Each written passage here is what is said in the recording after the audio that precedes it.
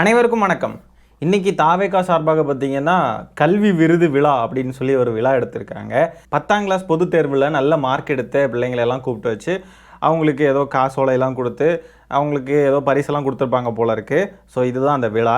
அந்த விழாவில் பேசிய நடிகர் விஜய் அவர்கள் பார்த்தீங்கன்னா, நடிகர் விஜய்னா ஆட்டோமேட்டிக்காக வருது பாருங்க. ஏன்னா நடிகர் விஜயா தானே நம்ம பார்க்குறோம். நடிகர் விஜய் தானே, அவர் நடிகர் தானே. ஸோ பேசுகிறப்போ பாஜகவுடைய குரலாக ஒலித்திருக்கிறார் விஜய் அவர்கள். இந்த அணில்கள்லாம் நம்ம அவனுங்களை பார்த்து பாஜக பி டீம் அப்படின்னு சொன்னோம்னா கொதிச்சு எழும்புவானுங்க. எப்படி பாஜகவுடைய பி டீம்னு சொல்லலாம், நீங்க எங்களை ஆதாரம் காட்டுங்க அப்படின்லாம் சொல்லி கேட்பானுங்க. இதுக்கெல்லாம் ஆதாரம் தேவையில்லை. பேசக்கூடிய பேச்சுகள், நடவடிக்கைகள் இதை வச்சே கண்டுபிடிச்சிடலாம். இன்னைக்கு விஜய் அவர்கள் என்ன சொல்லியிருக்காரு அப்படின்னு பார்த்தீங்கன்னா, நீட்டு மட்டும்தான் உலகமா, நீட்டு மட்டும்தான் படிக்கணுமா, அதை தாண்டி வேற படிப்பே இல்லையா, அதை நினச்சி ரொம்ப ஸ்ட்ரெஸ் ஆகாதீங்க, நீட்டை தாண்டி நிறைய இருக்குது அப்படின்றாரு.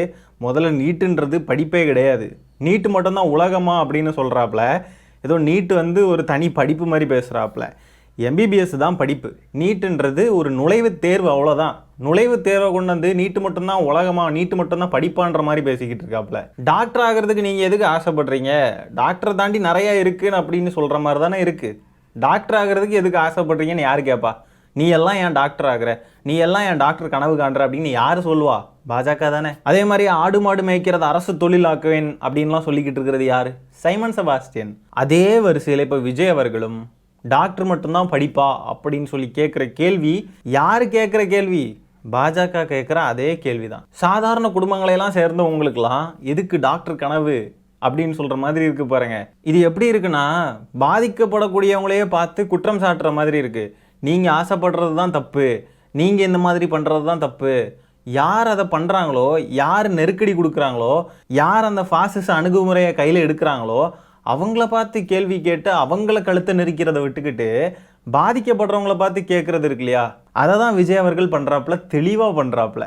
ஒரு இடத்துல ஒரு பெண்ணுக்கு ஒரு பாலியல் வன்கொடுமை நடக்குது அப்படின்னு சொன்னாக்க அந்த துயரத்துக்குள்ளான அந்த பெண் வந்துட்டு, நீ எதுக்கு இந்த மாதிரி உடை அணிஞ்சிருந்த அப்படின்னு சொல்லி அந்த பெண்ணை பார்த்து கேள்வி எழுப்பினா எப்படி இருக்கும்? நீ இந்த நேரத்தில் இந்த இடத்துக்கு போகாமல் இருந்திருக்கலாம்ல, நீ இந்த உடையை போடாமல் இருந்திருக்கலாம்ல அப்படின்லாம் சொன்னால் எப்படி இருக்கும்? நீ எல்லாம் எதுக்கு இந்த உடை போடுற, இந்த உடை போடலன்னா வேற உடை போட்டுக்கோ, இதை போட்டதுனால தான் பிரச்சனை அப்படின்ற மாதிரி அந்த பெண்ணை பார்த்து குற்றம் சாட்டுனா எப்படி இருக்கும்?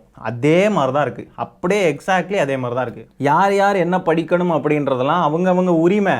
டாக்டர் ஆகணும் அப்படின்ற ஆசைப்படுறது அவங்களுடைய உரிமை. அதை யாருமே போய் தடுக்க முடியாது. நீங்கள் அரசியல்வாதியாக இருக்கீங்களே விஜய் அவர்களே, நீங்கள் கட்சி தொடங்கியிருக்கீங்களே, நீங்கள் ஏன் கட்சி தொடங்குறீங்க?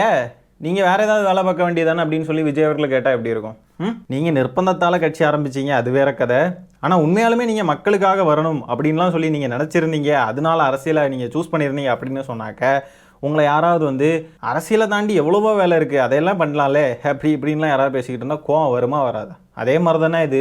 ஸோ இந்த குட்டி சங்கி விஜய் அவர்கள் பேசுனதை சைமன் செபாஸ்டியன் அதுக்கு ரிப்ளை கொடுத்துருக்காப்புல, பெரிய சங்கி. அது ஆச்சர பூச்சரன்னு இழுத்துட்டு வந்துருச்சு. அது என்ன பேசியிருக்காப்புல அப்படின்னா, ஒரு நாட்டில் எதுக்கு தட்டுப்பாடு இருக்கோ அதுக்கான சொல்யூஷனுக்கு தான் டிமாண்ட் அதிகமாக இருக்கும். மருத்துவத்துக்கு டிமாண்ட் அதிகமாக இருக்குது அப்படின்னு சொன்னால் அப்போ இங்கே நிறைய நோயாளிகள் இருக்காங்கன்னு அர்த்தம். காவல்துறைக்கு டிமாண்ட் அதிகமாக இருக்குன்னு சொன்னால் அங்கே நிறைய திருடன் இருக்கான்னு அர்த்தம்.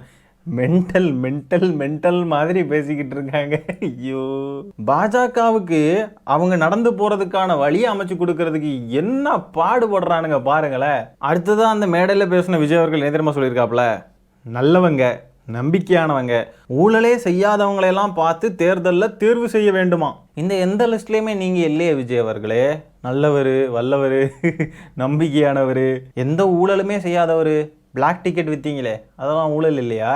வரி கேட்டுறது முறையாக கெட்டாமலாம் தவிர்த்தீங்களே, அதெல்லாம் ஊழல் இல்லையா? அப்போது அதாவது இந்த கூட்டம் நடக்கிறதுக்கு முன்னாடியெல்லாம் என்ன சொல்லிக்கிட்டு இருந்தாங்கன்னா, விஜய் அவர்கள் அரசியலே பேச மாட்டார் இந்த மேடையில், அது எஜுகேஷன் சம்மந்தமாக பேசிட்டு போயிடுவாப்லன்னு. இதுதான் எஜுகேஷன் போல இருக்குது. முதல்ல இந்த பாராட்டு விழா நடத்துனதே அரசியல் தான், அரசியலுக்காக தான் பண்ணிட்டு இருக்காப்ல. இப்போ ஒரு 3 வருஷமாக தானே இதை பண்ணுறாப்ல. அதுக்கு முன்னாடியெல்லாம் எங்கே போனாப்ல?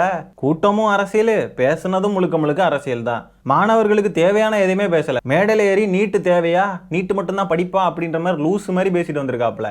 150 ரூபா டிக்கெட்டை 2000 ரூபா 1500 ரூபான்லாம் விற்று ஊழல் பண்ணதே நீங்கள் தான். எப்படி தான் வாய்க்கூசாமல் இந்த மாதிரிலாம் பேசுகிறாரோ தெரியலையே. இந்த நீட்டுன்ற விஷயத்தை பற்றி இவர் இப்படி பேசுறது, நீட்டுன்ற இந்த எக்ஸாம் நுழைவுத் தேர்வை நார்மலைஸ் பண்ணுற மாதிரி இல்லை. நார்மலைஸ் தானே பண்ணுறாப்புல, இதெல்லாம் நார்மலாக தான் இருக்கும். நம்ம அதுக்கு ஆசைப்படக்கூடாது, டாக்டர் படிப்புக்கு நம்ம ஆசைப்படக்கூடாது, நம்ம வேறு ஏதாவது ஆசைப்படலாம்ல அப்படின்ற மாதிரி அந்த நீட்டை நார்மலைஸ் பண்ண பார்க்குறாங்க. புரியுதா? நம்ம நீட்டே இருக்கக்கூடாது, அதை தடை செய்யணும், அந்த எக்ஸாமே வேணாம் அப்படின்னு சொல்லி இங்கே மசோதாலாம் நிறைவேற்றி அனுப்பிக்கிட்டு இருக்கோம். ஆனால் இவர் பேசுகிறத பார்த்தீங்களா, நீட் இருக்க தான் செய்யுன்ற மாதிரி பேசிக்கிட்டு இருக்காப்புல. அதுவும் மாணவர்கள்கிட்ட பேசிக்கிட்டு இருக்காப்புல. மாணவர்களை இந்த மாதிரி பேசி மூளை செலவை செய்கிறது சரியா இருக்குமா? இத்தனாயிரம் மாணவர்களை கூப்பிட்டு வச்சு அவங்கக்கிட்ட நீங்கள் இதுக்கெல்லாம் ஆசைப்படாதீங்க அப்படின்னு சொன்னால் இது என்ன மாதிரியான அரசியல்? எவ்வளோ மலிவான கேவலமான அரசியல் பண்ணுறாப்புல விஜய் அவர்கள். இதுக்கும் நம்ம வைஷ்ணவி தங்கச்சி பார்த்தீங்கன்னா பதிலடி கொடுத்துருக்காங்க அவங்க அறிக்கை மூலமாக. ஒரு திரைப்படத்தின் முழு தயாரிப்பிற்கே 30 கோடி செலவாகும் போது விஜய் அவர்களின் ஊதியம் மட்டுமே 250 கோடி என்பது திரைத்துறையின் உண்மை வெளிச்சம். ஒளிப்பதிவாளர்கள், இசையமைப்பாளர்கள், நடனம், இந்த மாதிரிலாம் வேலை செய்கிறவங்கலாம் இருக்காங்க இல்லையா, இந்த மாதிரிப்பட்ட எல்லாருடைய உழைப்பும் தான் ஒரு திரைப்படத்துடைய முதுகெலும்பே. ஆனால் இந்த 250 கோடிக்காக இவர்களின் ஊதியம் குறைக்கப்படுகிறது. இந்த அபத்தமான வித்தியாசம் திரைத்துறையில் உழைக்கும் சிறு தொழிலாளர்களின் சாபத்திற்கு உள்ளாகிறது. அவர்களின் சாபத்தையும் மன குமுறலையும் போக்கவா இந்த கல்வி விருது விழா. இன்று நடக்கும் இந்த கல்வி விருது விழா கடந்த 3 ஆண்டுகளாக தானே நடக்கிறது. அதற்கு முன் உங்களுக்கு கல்வி முக்கியமாக தெரியவில்லையா? சபா, சரியான கேள்வி. உண்மையில் இந்த விழா கல்விக்கான விழாவா, இல்லை மக்களை ஏமாற்றும் சினிமா ப்ரமோஷன் விழாவா? சினிமா ப்ரமோஷன் விழா இல்லை, அவருக்கான அரசியல் விழா. அப்பா போட்டு பொலன்னு பொழக்கிறாங்களே தங்கச்சி, சூப்பர். இதில் வேற பார்த்தீங்கன்னா ஒரு மாணவருடைய தகப்பன் அவர் விஜய் அவர்களை மேடையில் வச்சு இளைய காமராஜர்னு சொல்லியிருக்காப்புலங்க. ஐயோ, அந்த காணொலி லைட்டாக பாருங்க. ஸோ இந்த கல்விக்கு இவ்வளோ பெரிய தொண்டு செய்கிறதால இன்றையிலேருந்து இளைய தளபதி அதோடு சேர்த்து இளைய காமராஜர்னு அழைக்கணும்னு நான் வேண்டிக்கிறேன்.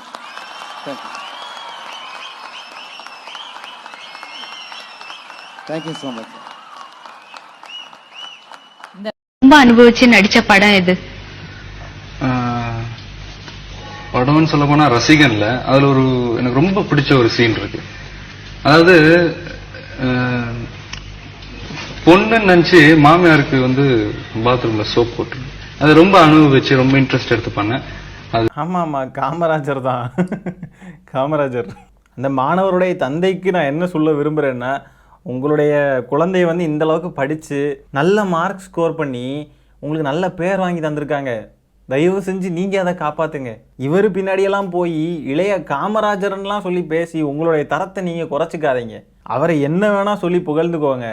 ஆனால் ஒப்பற்ற தலைவர்கள் கூட எல்லாம் அவரை கம்பேர் பண்ணி இல்லை அவங்க கூட வச்சு பேசி அவங்களுடைய பேரை டேமேஜ் பண்ணாதீங்க. அவங்களுடைய பேரை ரொம்ப கொச்சையாக பேசாதீங்க. ரொம்ப ஒரு மாதிரி இருக்குது கேட்குறதுக்கே. கல்வி கண் திறந்த காமராஜர் எங்கே பண்ணக்கூடாத வேலைகள் அத்தனையும் பண்ணிக்கிட்டு பிளாக் டிக்கெட் விற்றுக்கிட்டு வரி கட்டாமல் உட்காந்துக்கிட்டு என்னென்ன பண்ணக்கூடாதோ அதையெல்லாம் பண்ணிக்கிட்டு இப்போ பாஜகவுக்கு கைக்கூலியாக கட்சி ஆரம்பித்து உட்காந்துக்கிட்டு இருக்கிற இவரை பார்த்து நீங்கள் இளைய காமராஜர்னு சொல்கிறீங்களா? வருந்துங்கள், திருந்துங்கள். என்ன சொல்கிறது? தலைவரே, நீங்க தான் 2026ல மக்களுடைய சார்பா, மக்கள் ஒவ்வொருத்தரா சொல்ல முடியாது, அதனால மக்களுடைய சார்பா நான் சொல்றேன், எல்லா மக்களுடைய ஓட்டும் உங்களுக்கு தான். என்ன ஃப்ரெண்ட்ஸ்? அண்ணா நீங்க சொல்றதா உங்களுக்கு சொல்றேன். கான்பிடென்ட்டா இருங்க, வெற்றி நிச்சயம், நல்லதே நடக்கும்.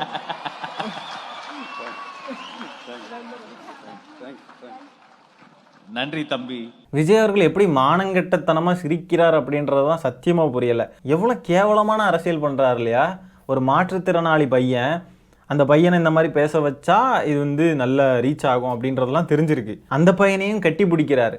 அதே மாணவ செல்வங்களையெல்லாம் பார்த்து தான் நீட்டு மட்டும்தான் படிப்பா, எம்பிபிஎஸ் மட்டும்தான் படிப்பா அப்படின்ற மாதிரி கேட்குறாரு. நீங்கள்லாம் எதுக்கு எம்பிபிஎஸ் படிக்கிறீங்கன்ற மாதிரி ஒரு கேள்வியை கேட்டுக்கிட்டு அதே குழந்தைங்களே கட்டி பிடிக்கிறது, அவங்கள பார்த்து சிரிக்கிறது, அவங்கக்கிட்ட பேசுகிறது, உரையாடுறதெல்லாம் ரொம்ப முரண்பாடாக இருக்குது பார்க்குறதுக்கே. சரி மக்களை, இந்த காணொலியை நான் அதோட என் பண்ணிக்கிறேன். இந்த வீடியோவில் நம்ம பேசியிருக்க விஷயங்களை பற்றி உங்களுடைய கருத்துக்கள் என்னன்றதை கமெண்ட்டில் பதிவு பண்ணுங்கள்.